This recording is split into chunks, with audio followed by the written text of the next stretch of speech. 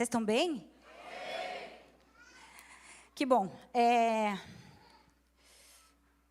Maravilhoso, né, gente? A presença do Senhor nesse lugar.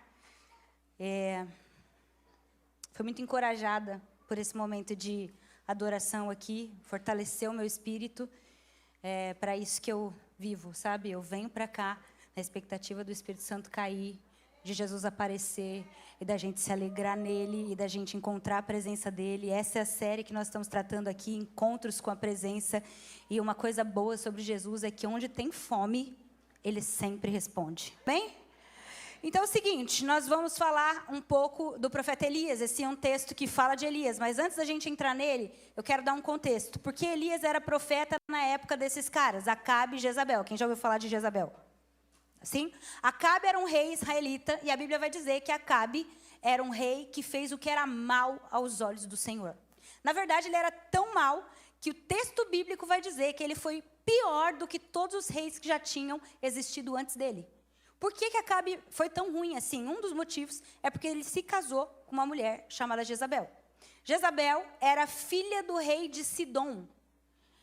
Jezabel era uma mulher pagã, uma mulher maligna, uma mulher envolvida com feitiçaria, com idolatria, uma mulher manipuladora, enganadora. E sabe o que ela fez? Ela convenceu o marido dela, o rei Acabe, a estabelecer o culto a Baal como religião oficial de Israel naquela época. Demonstração pública para o seu povo, e para Acabe, e para Jezabel, de que ele era Deus. Os profetas todos morreram envergonhados. E Elias tinha uma expectativa agora no seu coração. Agora tudo vai mudar. Será que você já falou isso alguma vez? Quando você estava diante de uma vitória, algo que você pediu muito ao Senhor em oração, algo que você buscou durante muito tempo, você falou assim, cara, agora tudo vai ser diferente. Só que não. Aconteceu totalmente o contrário. Se você olhar aí no 19, capítulo 19, versículo 1, você vai ver aí Jezabel, depois que ficou sabendo de tudo que Elias tinha feito, ela manda um bilhete, uma ameaça para Elias, falando assim, juro pelos deuses, que em 24 horas eu vou fazer com você exatamente o que você fez com os profetas, eu vou te matar. Em 24 horas. Agora, que deuses que ela estava jurando, gente? Porque se os profetas de Baal estavam mortos, é porque Baal estava morto. Mas presta atenção nisso.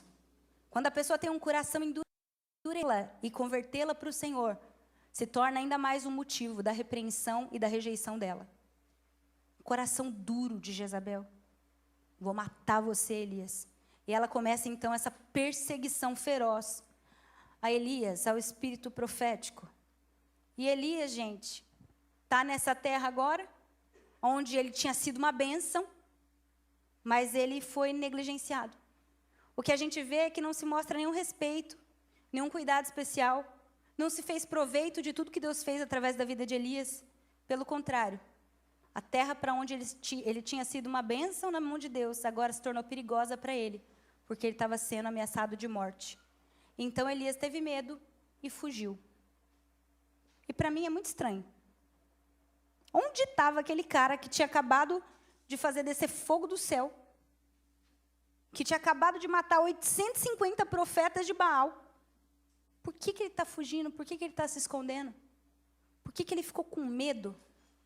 É interessante a gente observar que as 2 outras vezes que Elias fugiu, ele fugiu porque Deus mandou. É ou não é? Dessa vez, a Bíblia diz que foram os sentimentos de Elias que mandaram nele. Ele teve medo e fugiu. E a pergunta que eu quero fazer nessa noite para você é: quem está governando você? É a voz de Deus ou é aquilo que você está sentindo?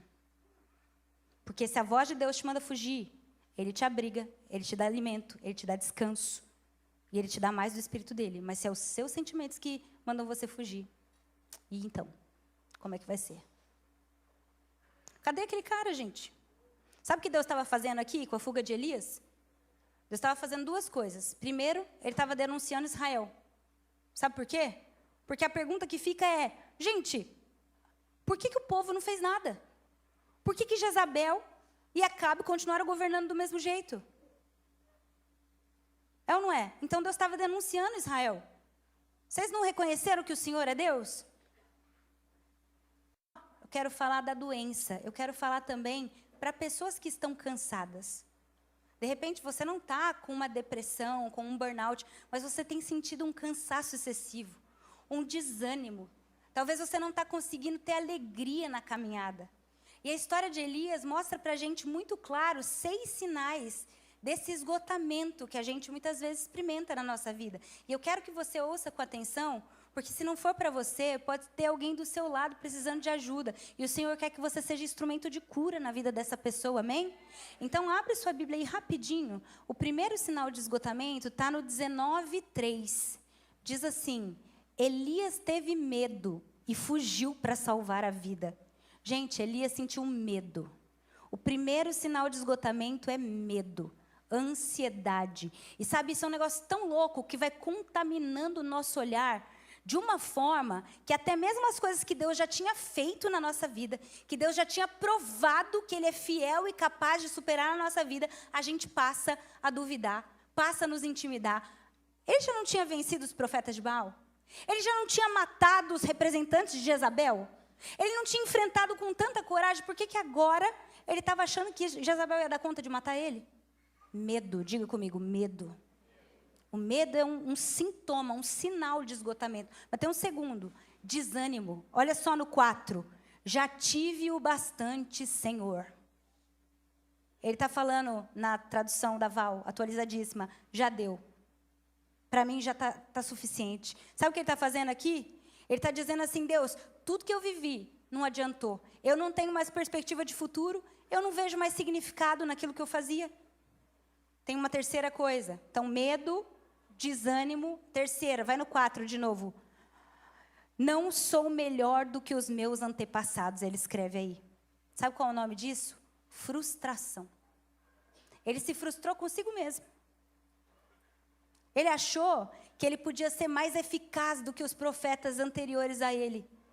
Deixa eu te falar uma coisa. Uma das coisas que mais adoece o nosso coração, que mais nos traz esgotamento, é frustração. A nossa expectativa é a gente mesmo que inventa. Crente não deve viver de expectativa. Nós devemos viver de esperança. E a esperança está na palavra do Senhor. O resto que a gente inventa e não sai do jeito que a gente queria, causa isso. Causa esgotamento na nossa alma. Medo, desânimo, frustração. Mas tem mais um, vai no 3 aí de novo. Em Berseba, ele deixou o seu servo. Olha isso. É desistência. Outro sinal de esgotamento. Você começa a desistir de gente. Ah, eu discipulava fulana, mas nossa, dá muito trabalho. Deus me livre, não quer mudar. Deixa lá. Fica aí em Berseba. Ah, mas meu pai não tem jeito. Minha mulher não tem jeito. Aquela praga não vai mudar nunca. Deixa lá em Berseba. Você começa a desistir das pessoas. Isso é um sinal que você está cansado, sobrecarregado, esgotado. Tem mais um. 19:4. E entrou no deserto. Sabe o que é isso? Isolamento. Se você está se isolando, isso é uma marca de que você está sofrendo na sua alma. E por último, o 4. 19:4, ele diz assim, Senhor, tira a minha vida. Mas gente precisa de gente. Sabe o que Deus está fazendo aqui? Dando essa comissão para Elias? Deus está fazendo Elias ser quebrado na mentira que todo mundo que está cansado, desanimado, triste acredita. Sabe qual é a mentira que o depressivo, que a pessoa esgotada acredita? Que ela está sozinha. Que a gente não tem ninguém com quem contar. Deus está quebrando essa mentira. Ele está falando, Elias, eu fiz sobrar 7.000 que não se dobraram.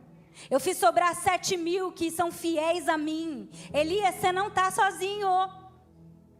Elias sai daqui e vai ungir Eliseu. E Eliseu era um soco no estômago para o esgotamento de Elias. Sabe por quê? Porque quando Elias quis ficar sozinho e ir para o deserto, ele deixou o servo em Berseba. E tem gente nesse nosso período de cansaço, nesse período de desânimo, que são como esse servo de Berseba. Eles vão ficar pelo caminho mesmo. Mas Deus então nos comissiona a achar os Eliseus.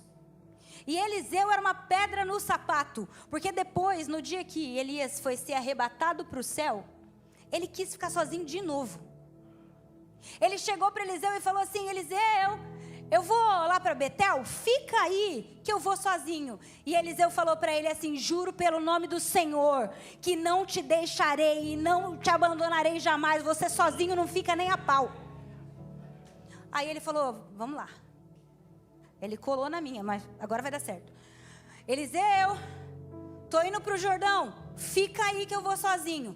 Juro pelo nome do Senhor que não te deixarei, jamais te abandonarei, você não vai ficar sozinho.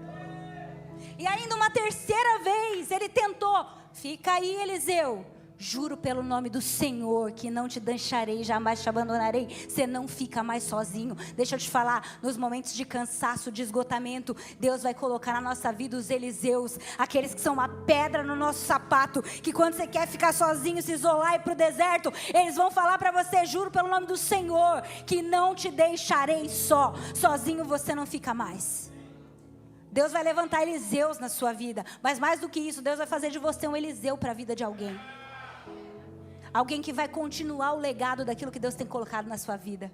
Amém? Eu creio nisso.